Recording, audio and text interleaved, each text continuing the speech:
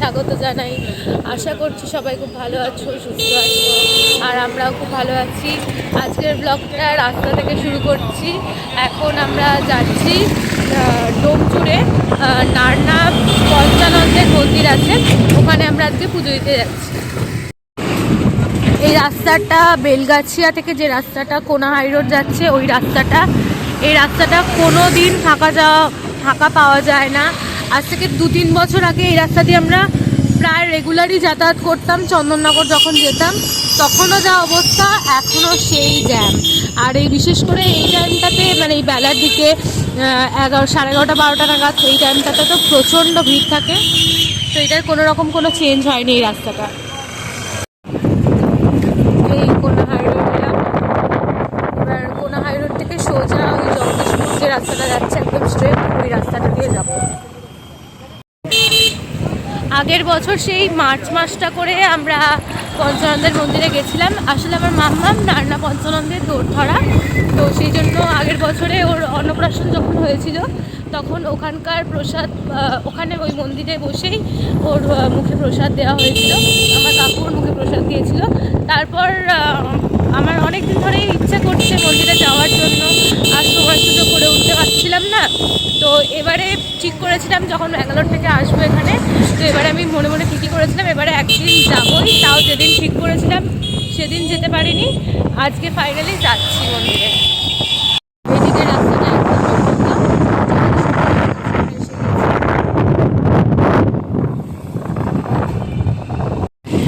জগদীশপুরের মোড় থেকে বাঁ দিকের রাস্তাটা এবার গেলাম।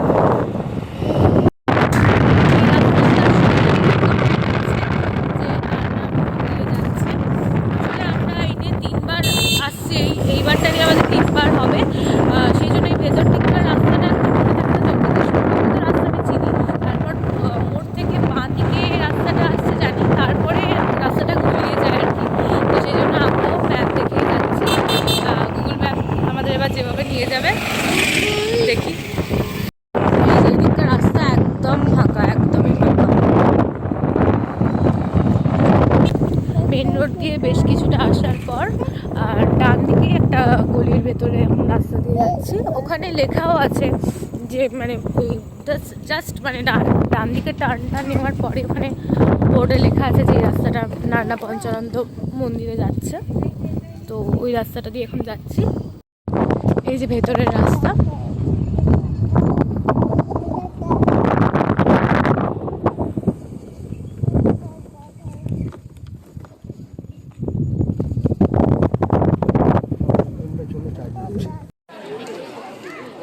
এই যে বাবার মন্দির,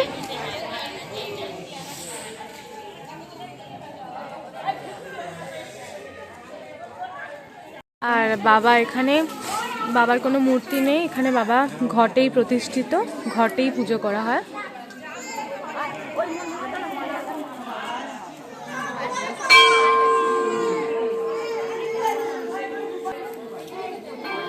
এখানে হচ্ছে নাট মন্দির, ওই যে একটা বাচ্চার চুল কাটা হচ্ছে, এখানেই আমার মাম্মাম বসে নেড়ু হয়েছিল। আর এইখানে হচ্ছে বাবার পুকুর, এই হচ্ছে বাবার পুকুর। কথিত আছে যে এই পুকুর থেকেই বাবার ঘট উঠেছিল। ওখান থেকে, পুকুর থেকে ঘট ওঠার পর এইখানে এই যে বাবার মন্দির, এখানে একটা ছোট করে মন্দির ছিল আগে, তারপর এখন এত বড় মন্দির হয়ে গেছে। এই মন্দিরে অনেক বেলায় পুজো শুরু হয়, বেলা 1টা থেকে পুজো শুরু হয়। প্রথমে এই মন্দিরে পুজো হলো, আর তারপরে এবার এই মন্দিরে পুজো শুরু হবে। আমি একটু এই পুকুর থেকে বাবার জল আর এখানে বলির মাটি নিলাম। এখন বাবার পুজো শুরু হয়ে গেছে, এখান থেকে একটু বলির মাটি নিলাম আর বাবার পুজো শুরু হয়েছে এখন।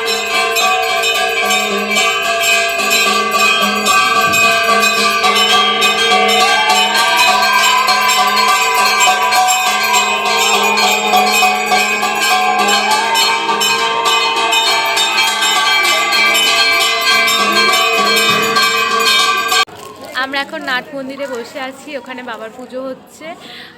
আমাদের পুজো দেওয়া হয়ে গেছে। আসলে এখানে একজন আমাদের দিদি আছেন, ওনারা এখানকার মন্দিরের সেবায়ত, ওনার কাছে আসি। আমরা যখনই পুজো দিতে আসি ওনার কাছেই প্রথমে আসি, ওনার বাড়িতে যাই, সব কিছু পুজোর জোগাড় করে তারপর উনি আমাদের সাথে আসেন, এসে এখানে বাবার কাছে পুজো দেন। এবার পুজো শেষ হয়ে গেলে অঞ্জলি দেব, সেজন্য অপেক্ষা করছি। পুজো এখন তো চলছে, যখন অঞ্জলি দেওয়া হবে সবার তখন আমরা অঞ্জলি দিয়ে তারপর প্রসাদ নিয়ে বাড়ি যাব। আর এই মাম্মাম এখানে এবার ওর বিস্কুট চাই, বসে বসে বিস্কুট খাচ্ছে, বিস্কুট দিয়ে দিতে ও খুব খুশি হয়ে গেছে। এই যে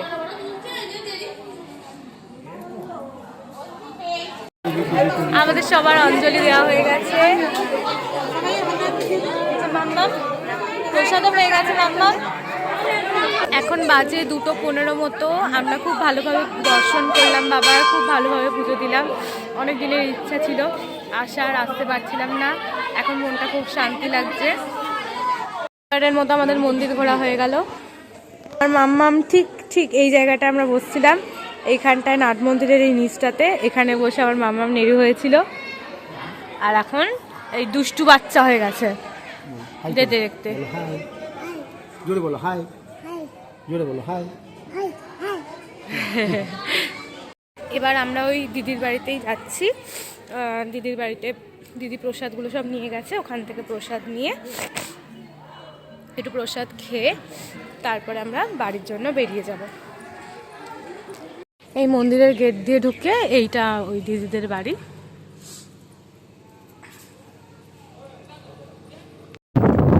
আমরা বেরিয়ে পড়লাম এবার বাড়ি যাওয়ার জন্য। দিদির বাড়িতে গিয়ে আর ব্লগ করিনি, কারণ সবাই তো কমফোর্টেবল ফিল করবে না। তো এখন বেরিয়ে পড়েছি। আর আমার গাড়িটা তো ব্যাটারির গাড়ি, চার্জটা একটু ডাউন হয়েছে, সেই জন্য খুব চিন্তায় আছি যে ঠিকঠাক মতো পৌঁছতে পারবো কি না।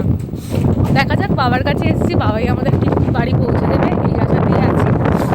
দেখি কতদূর যেতে পারি। যাওয়ার সময় এই রাস্তা দিয়ে গেছিলাম, এখনো মাঠে ভর্তি কাশফুল। এই যে এখানে দেখা যাবে, এই যে এখানে ভর্তি একদম পুরো সাদা হয়ে আছে মাঠটা। আর এদিকে রাস্তা এত, আর গাছ, মানে গাছগাছালি ছাড়া কিছু নেই, এত গাছ। এই সাইডটা এখনো দেখে মনে হচ্ছে আমরা কোনো গ্রামে চলে এসেছি। আর আমাদের ওখানে একটা সব বাড়িগুলোও নেই, আর সব ফ্ল্যাট হয়ে গেছে। এখানে এত গাছ, ফ্রেশ এয়ার পাওয়া যাচ্ছে।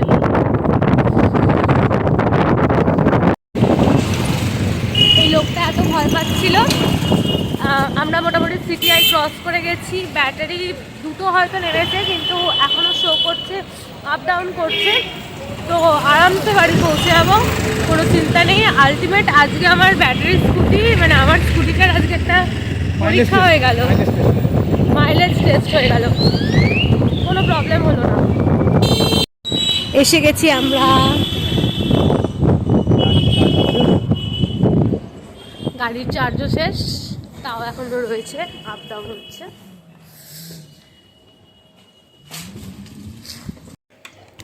এই স্কুটিটা যখন নিয়েছিলাম তখন আমাদের বলেছিল মোটামুটি 42 মতো অ্যাভারেজ মাইলেজ দেবে। তো আজকে আমরা 3 জনে মিলে এই স্কুটিতে মোটামুটি 35 মাইলেজ তো পেয়ে গেছি। তাও এখনও চার্জ আছে, আরও আশা করা যেত 2-3 কিলোমিটার তো চলেই যেত। তো খুব ভালোই মাইলেজ পেয়েছি। ও তো খুব টেনশন করছিল যে গিয়ে ফিরতে পারবো না, ভেবেছিলাম ওই গিয়ে দিদিদের বাড়িতে চার্জ দিয়ে নেব। কিন্তু ওখানে যাওয়ার পর দেখি দিদিদের আজকে সকাল থেকে কারেন্ট নেই, তো চার্জও আর দেওয়া হয়নি, খুব টেনশনে ছিলাম। আমার থেকে বেশি ও টেনশন ছিল যে যদি চার্জ শেষ হয়ে যায় তাহলে গাড়িটা অত দূর থেকে হাঁটিয়ে হাঁটিয়ে তো নিয়ে আসা সম্ভব না। তো যাকে খুব মানে একটা ভালো জিনিস দেখলাম যে গাড়িটা অনেকটাই সার্ভিস দেবে, মাইলেজ। এখন বাজে 6:30 মতো।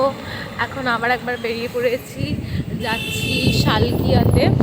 ওখানে আমার মামা দাদুদের দোকান আছে, মানে আমার বাবার মেজো মামাদের বেডিংয়ের দোকান আছে। তো ওখান থেকে দুটো মশারি নিতে যাব। আমাদের বাড়িতে যত বেডিংয়ের যত জিনিসপত্র সব ওখান থেকেই নেওয়া হয়। তো কালকে আমার ছোটো মাসির বাড়িতে একটু খাওয়া দাওয়ার জন্য নেমন্ত্রণ আছে। তো এবারে ভাইফোঁটাতে আমার ভাইকে আর আমার মাসিতো দাদা ওদেরকে কিছু দেওয়া হয়নি। তো ওদেরকে জিজ্ঞেস করেছিলাম, ওদের মায়েদের জিজ্ঞেস করেছিলাম যে তোমাদের কি দরকারি জিনিস বলো, সেরকম কিছু দেবো। তো ওরা বলেছিল ঠিক আছে। আমিও বলেছিলাম যে মশারি নেবে, তো বলেছিল হ্যাঁ মশারি নেবে। তো সেই জন্য ওখান থেকে ওই মামা দাদুদের দোকান থেকে মশারিটা আনতে যাচ্ছি। দুটো মশারি আগে নিয়ে এসেছিলাম, আর দুটো এখন ছিল না তখন রেডি করা।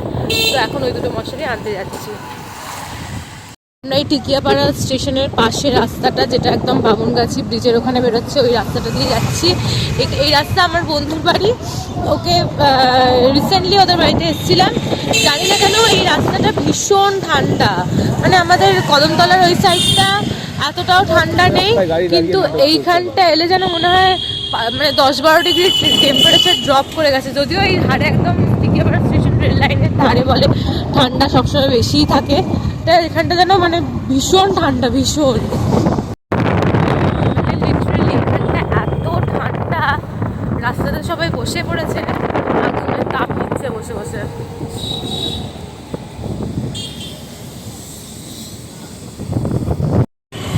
এই যে বামনগাছি ব্রিজ,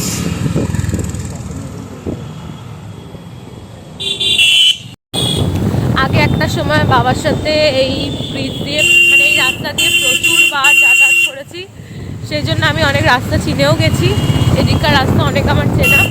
তখন বাবার সাথে বাবারা গঙ্গায় তর্পণ করতে এখানেই আসতো, এখানে বাধাঘাটের গঙ্গাতেই তর্পণ করতে আসতো পুজোর সময়। তো প্রত্যেক বছর বাবার সাথে আসতাম, বাবার কাকু দুজন মিলে আসতো, বাবার সাথে সাইকেলে করে আসতাম। আর আমি ওই গঙ্গার ঘাটে দাঁড়িয়ে সাইকেল পাহারা দিতাম, আর বাবারা তর্পণ করতো। এই রাস্তাটা দেখলে অনেক কিছুই মনে পড়ে যায় এখন। এই যে বড় মার মন্দির, শালকিয়ার বড় মা।